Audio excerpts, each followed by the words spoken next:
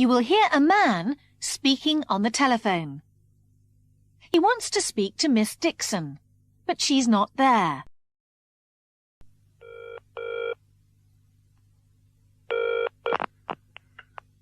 Brown's Builders, good afternoon. Good afternoon. I'd like to speak to Miss Dixon, please. I'm afraid she's not in the office at the moment. Can you give her a message for me? Yes, certainly. Who's calling, please? My name is Hyde. How do you spell that, please? That's Hyde. Right, Mr. Hyde.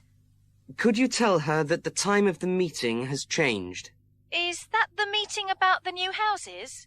No, about the new factory. I see. And when is it?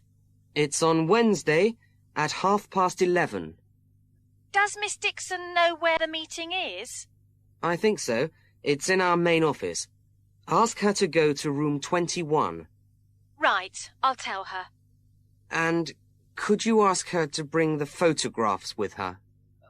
Which photos do you mean? She'll know which ones. They're very important. Don't worry, I'll tell her. Thank you very much, Mr. Hyde. Thank you. Goodbye. Goodbye. Now listen again.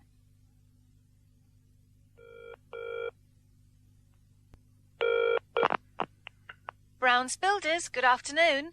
Good afternoon. I'd like to speak to Miss Dixon, please. I'm afraid she's not in the office at the moment. Can you give her a message for me? Yes, certainly. Who's calling, please? My name is Hyde. How do you spell that, please? That's Hyde. Right, Mr. Hyde. Could you tell her that the time of the meeting has changed? Is that the meeting about the new houses? No, about the new factory. I see. And when is it?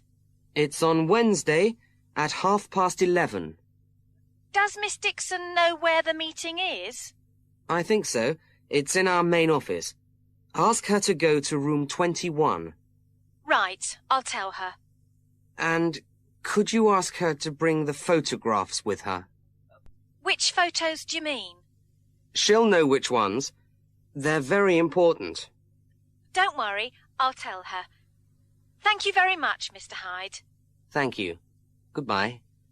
Goodbye.